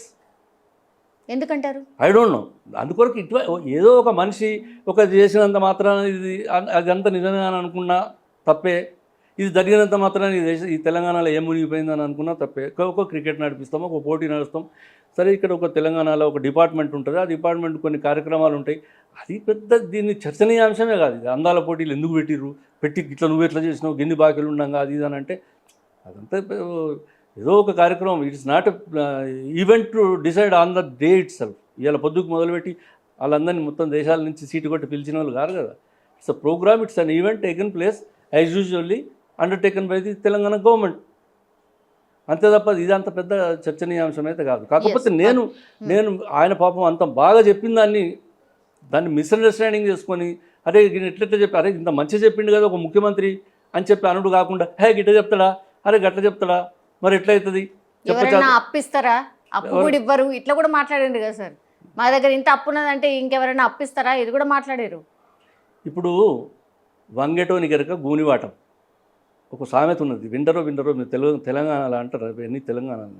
నేను వంగేటోని గనక ఒకడు గిట్లా పట్టుకుని నడుస్తుంటాడు రోడ్డు మీద. వీడికి గిట్లెందుకు నడుస్తున్నాడు అంటే వీ కెనాట్ సే, అది వానికే తెలుస్తుంది. గిట్లెందుకు నడుస్తుంది అంటే ముఖ్యమంత్రి how to run this government, ఈ ప్రభుత్వాన్ని ఇంకా 3.5 సంవత్సరాలు ఏ విధంగా నడిపించాలి, మనం మాట్లాడినటువంటి మాటలు ఎట్లా మనం ప్రజలకు తీర్చుకోవాలి, ఈ రుణభారం ఎట్లా భరించాలనేది ముఖ్యమంత్రికి, క్యాబినెట్కు, మంత్రులకు తెలుసు. మీకేం బాధ? ఎవరి మాట్లాడేది? మా స్నేహితులా, మా మిత్రులా, లేకుంటే మా శ్రేయోభిలాషులా? ఎస్, న్యాచురల్గా మాకు ఉండేటువంటి ప్రతిపక్షాలు మాట్లాడతాయి, మాకు ఉండేటువంటి వ్యతిరేక భావన ఉన్న వాళ్ళు మాట్లాడతారు. భారతీయ జనతా పార్టీ ఇవాళ మతం గురించి మాట్లాడుతుంది. కేసీఆర్ తెలంగాణ నుంచి మాట్లాడిండు. ఇప్పుడు కేసీఆర్ దగ్గర తెలంగాణ పోయింది కాబట్టి ఇంకొక ఏదో దుకాణం కొత్తగా మొదలు పెట్టుకొచ్చింది. ఏదో ఒక నాటకం ఆడుతుంది తప్ప గడవని పరిస్థితి. ఇవాళ మేము hours is not a such party. ఏదో ఒక ఇష్యూ మీద వచ్చిన పార్టీ కాదు. ఇవాళ ఎవరు వద్దన్నా అవునన్నా కాదన్నా కొన్ని ఇష్యూస్ మీద ఇవాళ నేషనల్ లెవెల్లో రాహుల్ గాంధీ గారు కొట్లాడుతున్నారు. మాకు తెలుసు దీనివల్ల ఓట్లు పోతే కావచ్చు, దీనివల్ల కొంత జనాభాకు నష్టం జరుగుతుంది, అంటే ఇబ్బంది అనిపిస్తుంది కావచ్చు రాహుల్ గాంధీ ఇట్లెందుకు మాట్లాడుతుందని. But our party is not going back to talk about that. Our leader is not getting back to talk about that. He speaking very proudly. ఎందుకంటే ఇవాళ మోతీలాల్ నెహ్రూ కాలం నుంచి ఉన్నటువంటి పార్టీ, మహాత్మా గాంధీ, అంబేద్కర్, సర్దార్ వల్లభాయ్ పటేల్, ఇటువంటి అనేక మంది నాయకుల యొక్క ఆనాటి నుంచి ఉన్నటువంటి పార్టీ వ్యవస్థ గురించే ఇవాళ రాహుల్ గాంధీ మాట్లాడుతుంది. కాబట్టి వాళ్ళు మాట్లాడేటోళ్ళు ఇట్లా మాట్లాడుతుంటారు అంటే వాళ్ళు మాట్లాడతారు న్యాచురల్. మరి ఏం మాట్లాడమంటారు? ఇవాళ మా గురించి మాట్లాడడానికి ఏమున్నది? దొంగలమా మేము? అప్పు చేసినామా? రాష్ట్రాన్ని ముంచినామా? ఎవరి పేరున అమ్ముకున్నామా? మోసం చేసినామా? తెలంగాణకు ద్రోహం చేసినామా? ఇవాళ నేను అడుగుతున్నా, 50,000 ఎకరాలకు మీరు పంటలు కాలేదు అని చెప్తున్నాం. కాళేశ్వరం ప్రాజెక్టు కాదు, కూలేశ్వరం ప్రాజెక్ట్ అయిపోయిందని చెప్తుంటే ఇంకా ఏ ముఖం పెట్టుకొని మీరు మాట్లాడతారు? ఇవాళ చర్యలు ఎన్ని రోజులు మాట్లాడతారు? ఇంకా చర్యలు ఉండవు, ఏముండవు, మాటలు తప్పించి మీరు కూడా కమిషన్ కింద ఎంతనో మాట్లాడుకొని ఇక కామ్ డౌన్ అయినట్టున్నారు, అండర్స్టాండింగ్ అయినట్టున్నది అనేది ఒక పెద్ద చర్చ నడుస్తుంది సార్. ఒకటి తర్వాత మంత్రివర్గ విస్తరణ ఎన్నిసార్లు సార్? మంత్రివర్గ విస్తరణ చేయడానికి గిన్ని రోజులేంది నాకు అర్థం కాదు. ఇప్పుడు 12 మంది ఉన్నట్టున్నారు, మొత్తం 18 మంది, ఇంకా 6 పదవులు ఇవ్వాలి. ఎందుకు సార్ 6కి కూడా? అసలు కాంపిటీషన్ ఎక్కువ ఉన్నదా, లేకపోతే కొట్లాటలు అయితే అనుకుంటున్నారా, ఏమనుకుంటున్నారు? ఎందుకు అయితే లేదు మంత్రివర్గ విస్తరణ? మీకేం బాగా అని పరిపాలన కాదు సార్. ఒక డిపార్ట్మెంట్ ఒకళ్ళ దగ్గర ఉంటే మంచి పరిపాలన మంచిగా అవుతుంది సార్. అదే అడుగుతున్నాం కదా. ఇప్పుడు ఎక్కడ ఆగింది అంటున్నా? అన్ని బాగున్నాయా సార్? బ్రహ్మాండంగా ఉంది. చాలా బ్రహ్మాండంగా ఉన్నాయి, బ్రహ్మాండంగా నడిపిస్తున్నాము. గత 10 సంవత్సరాల ప్రభుత్వం కంటే బాగా నడిపిస్తున్నాము అని అంటున్నా. వాళ్ళు కూడా వస్తే ఇంకా కొంచెం షేర్ అవుతుంది, మంచిది. అది కాదంటలేదు. అది ఎందుకు అయితే లేదు, అదే నీకెందుకు రా బాబు, నీకేమవసరం అంటున్నా. ఇవాళ ఏం కావాలని అడుగు నువ్వు. అసెంబ్లీకి వచ్చి మాట్లాడక ముఖం లేదు మీకంటే. మీరు ఇంట్లో కూర్చుంటే అదెందుకు అయితే లేదు, అదెందుకు అయితే లేదు అని మాట్లాడతారు. What is the role of even ముఖ్యమంత్రి ఎన్టీ రామారావు ఓడిపోయినాక కూడా ప్రతిపక్ష నాయకునిగా వచ్చి పనిచేసింది. విజయభాస్కర్ రెడ్డి గారు ముఖ్యమంత్రి ఓడిపోయినాక కూడా ప్రతిపక్ష నాయకునిగా వచ్చి పనిచేసిండు. మీరు అసెంబ్లీలో కూర్చొని మాట్లాడడానికి, మీకు రికార్డులో ఎక్కడానికి మీకు కావాల్సినటువంటి అంశాలే లేకపోతే ఇది ఒకటి దొరికింది. ఇప్పుడు అందాల బొమ్మల గురించి మాట్లాడినట్టు ఏం లేనట్టుగా. ఇప్పుడు మీరు మీ మంత్రులు ఎందుకైతే లేవు, మంత్రులకి ఎందుకంటే that is some problem maybe there ఇంటర్నల్గా ఏముందో ఏం కథనో ఏదో అవుతా ఉన్నది. So I cannot comment on that because ఈ మ్యాటర్ మా అధినాయకత్వం చేతిలో ఉన్నది. ఏమో షఫ్లింగ్ కేసీఆర్ ఇంట్లో అవుతారు. కూర్చుండి రాసుకునే పరిస్థితి లేదు. అల్లుని కొట్టిస్తా, బిడ్డ కొట్టిస్తా, పంపకం చేసే పరిస్థితి కాదు. It's not that party. ఏమో షఫ్లింగ్ అవుతుంది మంత్రివర్గంలో కూడా. ఆ ఉన్నోళ్ళని ఊడవీకి కొత్తగా వస్తారు, ఇట్లాంటి చర్చ కూడా నడుస్తుంది సార్. ఇప్పుడు లేటెస్ట్గా ఏమొచ్చింది అని అంటే అదే రాజగోపాల్కు కీలక పోస్ట్ రాబోతోంది, రాములమ్మకు హోంమంత్రి పోస్ట్ రాబోతోంది అనేది ఒక పెద్ద ఎత్తున చర్చ నడుస్తుంది. అంటే విజయశాంతికి హోంమంత్రి రాబోతోంది, అట్లాగే రాజగోపాల్ రెడ్డికి కూడా ఏదో ఒకటి పదవి రాబోతోంది అనేది చర్చ వీళ్ళిద్దరి గురించి. సంతోషం. నేనైతే చాలా హ్యాపీ అవుతా. ఎవరో ఒకరు అవుతారు, ఎవరైతే నా పరిధి కాదు అది. నేను చర్చించే అంశం కాదు. నేను చర్చిస్తే ఏం వచ్చేది లేదు. ఫ్రాంక్లీ స్పీకింగ్, నేను ఉత్తానే మాట్లాడి ఆయనకు రాదు ఈయనకు వస్తుంది అని చెప్పేంత అర్హత ఉన్న మనిషిని కూడా కాదు నేను దాని గురించి చెప్పా. కానీ ఇదంతా ఊహనే కదా, ఇవాళ మధ్యాహ్నం పడతలే కదా, నిన్నటి సాయంత్రం కూడా కాదు. కాబట్టి ఇది ఏం జరుగుతుంది ఏం కథ చూద్దాం. ఏం జరుగుతుంది రేపు. విజయశాంతికి వస్తే తప్పేమున్నది, వస్తుండొచ్చు. రాజగోపాల్ రెడ్డి గారికి వస్తే వస్తుంది కావచ్చు. అందుకొరకు ఐఎమ్ నాట్ అపోజింగ్. నేను ఎవరిని కాదనో ఎవరిని అవుననో చెప్పి వాళ్ళకి ఇప్పించడో లేకుంటే రాకుండా చేసేంత శక్తివంతుని నేను కాదు. నేనేమంటున్నా అంటే కేసీఆర్ అంత దుర్మార్గంగా మంత్రి పదవులు ఇచ్చుకున్నాడు, జరగది. అసలు ఒక మహిళ మంత్రి పదవులు లేకుండానే ఎన్నేళ్ళు ఉన్నది ఈ రాష్ట్రంలో కేబినెట్. మహిళ మంత్రి లేక అసలు మొత్తం రెండోసారి ముఖ్యమంత్రి అయిన తర్వాత ఎన్నేళ్ళ క్యాబినెట్ వేసుకున్నాడు, ఎన్ని నెలలు, 6 నెలలకో 4 నెలలకో నా జ్ఞాపకం ఉన్నది. ఆఫ్టర్ 3-4 months సింగిల్ చీఫ్ మినిస్టరే ఉన్నాడు. ప్రమాణ స్వీకారం చేసినాక 3 నెలల దాకా మంత్రి మండలే లేదు. సిగ్గు లేదు మీకు మాట్లాడేటందుకు. మమ్మల్ని ఏమంటే మేము 10-12 వేసుకున్నాం, నడుస్తుంది, మళ్ళీ వేసుకుంటాం, తొందర ఏమన్నది మాది మేమే, నువ్వైతావా అన్న మేమే అవుతాం కదా, ఎవరో వల్ల మేము. నిజంగా కూడా మీకు జ్ఞాపకం ఉన్నదా లేదా ఈ రాష్ట్ర ప్రజలకు? 4 నెలల దాకా మంత్రి మండలే లేదు. 4 నెలల దాకా ఒక్క ముఖ్యమంత్రి మొత్తం రాష్ట్రాన్ని మంత్రిమండలి అన్ని నడిపించుకున్నావు కదా. ఇప్పుడు దానికంటే మీరు బెటర్ అంటారా? నేను చాలా బెటర్.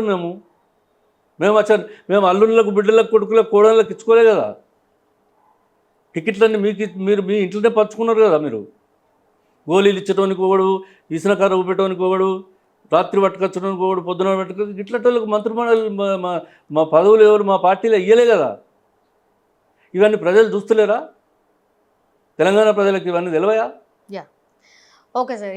ఇంకో పార్టీ ఉంది ఇక బీజేపీ ఎట్లుంది రాష్ట్రంలో? 8 ఎంపీ సీట్లు వచ్చినాయి కదా సార్. ఆ తర్వాత ఎమ్మెల్యేలు కూడా మంచిగానే గెలిచినారు. కొంచెం పుంజుకున్నట్టు అనిపిస్తుంది పార్టీ. ఇప్పుడు కాంగ్రెస్ వర్సెస్ బీజేపీ లాగానే చూస్తున్నారా ఎట్లా?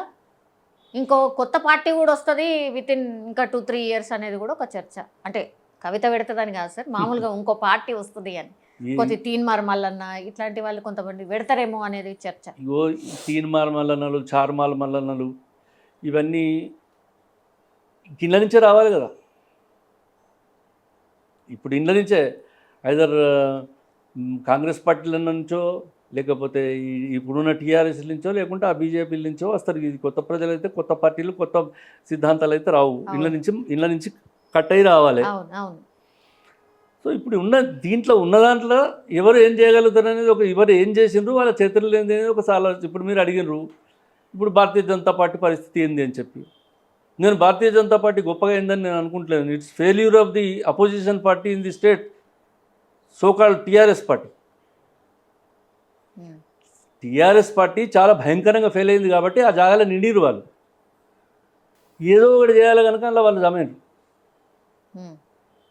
అంత తప్పగాని ఇప్పుడు ఇక్కడ సొంతంగా ఏముంటుంది అందులో పెద్ద వీళ్ళు ఏమో సార్ సౌత్ మీదనే ఫోకస్ చేసిండ్రు, నెక్స్ట్ వాళ్ళే కదా కొట్టేది అని అంటుండ్రు, కాన్సన్ట్రేషన్ సౌత్ మీదనే పెట్టిండ్రు అన్నారు. తెలంగాణ ఏపీ వాళ్ళ టార్గెట్ నెక్స్ట్ అని అంటున్నారు. మీకు మీకు తెలిసే ఉంటుంది కానీ ఇక నేనేమంటున్నా, తప్పకుండా పెట్టుకోవాలి. ఎక్కడ బలహీనంగా ఉన్నామనుకొని లెక్క చేసుకొని టార్గెట్లు పెట్టుకుంటారు. అంటే దాని అర్థం ఏంది? ఇలా తెలంగాణ అనే టార్గెట్ పెట్టిందంటే because they are weak in Telangana. అంటే అంతేగాని అధికారంలోకి రావడానికి ఫోకస్ పెట్టిండ్రు అనుకుంటలేరు. సాధ్యం కాదమ్మా. ఇక్కడ ఉన్న పరిస్థితులు వేరు, నార్త్ ఇండియాలో అయోధ్యలో ఉన్న పరిస్థితులు వేరు, మా వేములవాడ రాజరాజేశ్వర స్వామి పరిస్థితి వేరు, కాశీ పరిస్థితి వేరు, యాదగిరిగుట్ట లక్ష్మీనరసింహస్వామి పరిస్థితి వేరు. అందరూ ఒక్కళ్ళే దేవుళ్ళు. ఈ ప్రజలు వేరు, ఇక్కడ ఉన్నటువంటి సిద్ధాంతం వేరు, రాద్ధాంతం వేరు. ఈ జనం అసలు ఇక్కడ జరిగినటువంటి పోరాటాలు అక్కడ రాజవంశాలలో జరిగినాయేమో తప్ప కానీ ఇక్కడ ప్రజా పోరాటాలు వచ్చినాయమ్మా. సౌత్లో ఒక టిప్పు సుల్తాన్ అనేటోడు కూడా ఒక పోరాట యోధుడిగా పేర్కొన్నాడు. ఈ వాజ్ ఎ ముస్లిం. ఒక శివాజీ అనేటోడు ఇక్కడి నుంచే వెళ్ళిండు. ఇంత 700 సంవత్సరాల బహుమని నైజాం కాలం నుంచి ఉన్నటువంటి సామ్రాజ్యాలకు వ్యతిరేకంగా పోరాటాలు ఇక్కడి నుంచే జరిగినాయి. నెహ్రూ బ్రహ్మాండంగా గెలిస్తే ఇక్కడ సిపిఐ కోట్లు వేసారు ఫస్ట్ ఎలక్షన్లలో. మీకు ఐడియా ఉన్నదో లేదో? ఫస్ట్ పార్లమెంట్ ఎలక్షన్లలో పివి నరసింహారావు నిలబెడితే కరీంనగర్ తుక్కు ఓడిపోయి అక్కడ మా ఇంకో ఆయన రెడ్డి సాబ్ గెలిచిండు అక్కడ సిరిసిల్ల. చెప్తున్నా అంటే హరే ఆయన అన్నాడు నెహ్రూ సాబ్ పూరే ఓటు కాంగ్రెస్ కూదాలే డబ్బా మే జాదూ కే చేసా నికాలేతో సిపిఐ నెహ్రూ గారు మాట్లాడినాడు. ఓకే అన్నట్టు ఇక్కడ ప్రజలు వేరమ్మా. ఇక్కడ ఇంటి పక్కకి ఇక్కడ మాకేమి ఇప్పుడు ఒక్కొక్క ఊర్లలో 30-40% పాపులేషన్ ఉన్నటువంటి ముస్లిం పాపులేషన్ ఉన్నది, హిందువుల పాపులేషన్ తక్కువ ఉన్న ఊర్లు ఉన్నాయి, ఎక్కువ ఉన్న ఊర్లు ఉన్నాయి. ఇవన్నీ కలిసి మనం రోజు ఇక్కడ పీరీల పండుగలో హిందువులు పోతారు, ఇక్కడ దసరాకు దీపావళికి మహమ్మదీయులు పాల్గొంటారు. ఇంత అక్కడ రెచ్చగొట్టినంత ఈజీగా హిందువులను లేకపోతే ప్రజలను ఇక్కడ రెచ్చగొట్టే పరిస్థితి ఇక్కడ ఉండదమ్మా. నేను చెప్తా ఉన్నాను. నేను పొద్దునట్లేస్తే నేను ఒక బ్రాహ్మణుని, నేను దేవుని గుడికి పోతా, పూజలు చేస్తా, పునస్కారాలు చేస్తా, అన్నీ చేస్తా. అయినంత మాత్రం నేను బొట్టు పెట్టుకుంటా కనుక నేను బీజేపీయా? ఇట్లా నా వాళ్ళు బొట్టు పెట్టుకుంటే కోట్ల మంది ఉన్నారు. So you cannot understand them. నా పక్కపంటి అబ్దుల్లా ఉంటాడు, నా పక్కపంటి మహమ్మద్ హుసేన్ ఉంటాడు. ఇక్కడ ఈ సందర్భాలలో ఇంత పెద్ద హైదరాబాద్లో కూడా ఏదో 1-2 సందర్భాలలో రాజకీయమైనటువంటి కక్షలు రేపు ఎవడైనా తయారు చేస్తాయని తప్ప కానీ ఇక్కడ ఉద్యమాలు వచ్చాయి, ఎక్కడైనా ఘర్షణలు జరిగినాయి ఎప్పుడన్నా ఇంత పెద్ద ఏరియాలలో? విగ్రహాల విధ్వంసం జరిగింది సార్, చాలా జరిగాయి. ఇప్పుడు అందాల భామాల పోటీ గురించి మాట్లాడినట్టే ఇది కూడా సమ్వేర్ ఇట్ విల్ హ్యాపెన్స్. ఓ హనుమాన్ల విగ్రహాన్ని సిరిసిల్లలో ఒక దగ్గర ఒక హనుమంతుని విగ్రహాన్ని మొత్తం ముక్కు మూతి అంత పలగొట్టిపోయినారు. రాత్రి పొద్దున్నట్లు వేసే వరకల్లా ఏం లేదు పాపం. అక్కడికి ఆయన మెజిస్ట్రేట్ రోజు దండం పెట్టడానికి వస్తాడు నడిచి, సిరిసిల్ల నేను చెప్తాను, ఒక 20 ఏళ్ళ కింద ఎంక్వైరీ చేసింది. ఏంటంటే పిచ్చోడు పలగొట్టిపోయిండు ఒకడు, వాడిని పట్టుకుపోయిండు. ఏం చేయాలి వాడిని? వాడు ఎందుకు పలగొట్టిండు, వానికి తెలియదు, అది తెలియదు. తెలంగాణలో ఎవరైతారు ఎవరు గారు అనేది భారతీయ జనతా పార్టీలో ఎవరైతారు ఎవరు గారు మాకు అవసరం లేను. ఇంట్లో బూరలు ఉంటుంది, గారెలు ఉంటుంది, మాకు అక్కర్లేదు. పొద్దున్న లేచి నుంచి మీరు వాళ్ళ గురించి మాట్లాడాలి, ఫైట్ చేయాలి కదా. ఎవరైనా చేస్తాం. ఎవరుంటే గట్టిగా ఫైట్ చేస్తారంటారు. ఎవరైనా అంతే. అందులో ఉన్నది లేదు, అందులో ఎవరైనా మాకు వచ్చే ఫరక్ లేదు. నేనేం చెప్పిన ఇంతకుముందు, నేను సైద్ధాంతికమైనటువంటి పాలిటిక్స్ చెప్పిన. నేను వాడు వీకు వీడి హార్డ్, ఇప్పుడు రేవంత్ రెడ్డి గారు బలవంతుడు, లేకుంటే పలానా ఆయన కిషన్ రెడ్డి గారు వీకు అని ఆ రాజకీయాలు నేను చెప్తలేను. నేను సౌత్లో నార్త్లో ఉన్నటువంటి డిఫరెన్స్ చెప్పిన. ఇవాళ అక్కడెక్కడో ఏదో జరుగుతుంది కాబట్టి మన దగ్గర అయితే అని అనుకున్నాడు భ్రమ. అక్కడ ఉన్నటువంటి రాజకీయ పరిస్థితులు వేరు, అక్కడ ఉన్నటువంటి సామాజిక పరిస్థితులు వేరు. మన సౌత్ ఇండియాలో అటువంటి పరిస్థితులు ఉండయి అని నేను అంటున్నాను. అట్లా ఉత్తగా మతాన్ని రెచ్చగొట్టి మాత్రమే ఓట్లు సంపాదించుకుంటాం అనేటువంటి పరిస్థితి ఇక్కడ ఉండదు. కాబట్టి ఇప్పుడు మీరు అడిగిన దానికి నేను ఎందుకు జవాబు చెప్పిన, ఇది వాళ్ళు 8 గెలిచారు కాబట్టి ఇక్కడ ఎంత బ్రహ్మాండమైనటువంటి బలం పెరిగిపోయిందని. I'm not talking that. Okay, they got 8 seats. But ఇది టీఆర్ఎస్ ప్రభుత్వం యొక్క విపరీతమైనటువంటి బలహీనత యొక్క ప్రభావం అది అంటున్నాను. టీఆర్ఎస్ బాగా బలహీనపడ్డదాని ఫలితంగా ఆ గ్యాప్లో వాళ్ళు వచ్చింది, అంతే తప్ప అది అంతకంటే మించి కాదు అంటున్నాను. స్వతహాగా బీజేపీని గెలిపియాలి అని ఓటేసింది కాదు. ఇప్పుడు వీళ్ళ వాళ్ళ మీద ఫెయిల్యూర్ వ్యతిరేకత ఉంది కాబట్టి ఇంకా ఆల్టర్నేట్ చూసిండ్రు కాబట్టి బీజేపీ వచ్చింది, అంతేనా? అంతే. ఓకే. దాన్ని నేను అదే అంటున్నాను, లేకపోతే లేక అక్కడ అవకాశం లేదు, అది అయ్యేది కూడా కాదు అది. ఇప్పుడు వీళ్ళకున్న పరిస్థితులలో వీళ్ళు ఒకవేళ నిన్న ఇయ్యాల మళ్ళీ ఏదైనా కూడగట్టుకొని ఇవన్నీ నాటకాలు చేసి డ్రామాలు చేసి ఏమైనా చేస్తే వాళ్ళు కొంత మాకుండే బలం మాకున్నది, వీళ్ళు ఇద్దరు కలిస్తే ప్రతిపక్షం అయితే కొంచెం అటు అవుతుంది కావచ్చు, కొంచెం ఇటు అవుతుంది కావచ్చు, కానీ it makes no difference. Congress పార్టీకి ఉన్నటువంటి ఇబ్బంది లేదు. తర్వాత ఇవాళ నేను 100% చెప్తున్నామ్మా, ఇదేదో రేవంత్ రెడ్డి గారు చెప్పి వాగ్దానాలు నిలుపుకోలేదనేటువంటి పేరు కాంగ్రెస్ పార్టీకి రానియరమ్మ మా పార్టీ హైకమాండ్. ఇది రాహుల్ గాంధీ గ్యారంటీస్. ఇవాళ ఏమి ఇంత పొరపాటు అయినా కూడా ఢిల్లీ నుంచి రాహుల్ గాంధీ వచ్చి చెప్పి ఏమైంది అనేటువంటి ప్రమాదం అవుతుంది కాబట్టి ఏది ఏమైనా కూడా తప్పకుండా 6 గ్యారంటీలు ఏవైతే మేము ఇవ్వడం జరిగిందో, ఆయన మా అధ్యక్షుడు ఇవ్వడం జరిగిందో, మా నాయకుడు ఇవ్వడం జరిగిందో, అదే కాకుండా ఇక్కడ 400 చెప్పినామా 300 చెప్పినామా అన్నీ కూడా. ఇప్పుడు బ్యాడ్లకి ఏంటంటే ఇక్కడ ఏదో కొంచెం ఎంత చేసి కొంచెం చేయకపోతే కూడా చేయందే ఎక్కువవుతుంది. అవును. ఇప్పుడు 80% రుణమాఫీ జరిగి 20% ఎక్కడో ఆగిపోయింది, దానికి రుణమాఫీ కాలేదు. ఇవాళ సన్నబియ్యం బ్రహ్మాండంగా అందరూ పండుగలలో చేసుకొని తింటారు. మీరు చూడండి ఇవాళ వాతావరణం గ్రామాలల్లో సన్నబియ్యం గురించి ఎంత బ్రహ్మాండమైనటువంటి పండుగలు జరిగినాయి చూడండి. మీరు మేము ఎన్నడూ సన్నబియ్యం తినవాళ్ళం. ఒకవేళ సన్నబియ్యం ఉంటే కూడా పొరపాటున అవి అమ్ముకొని దొడ్డు బియ్యం తెచ్చుకొని తిన్నవాళ్ళం. ఫస్ట్ టైం మేము ఇవాళ సన్నబియ్యం తింటున్నామని. అచ్చా సన్నబియ్యం అమ్మితే కొనేటోడు కూడా రెడీగా తప్పకుండా తినాలి. ఇంతకుముందు ఆ పరిస్థితి లేకుండా. ఇది ప్రభుత్వం యొక్క విజయం కాదా?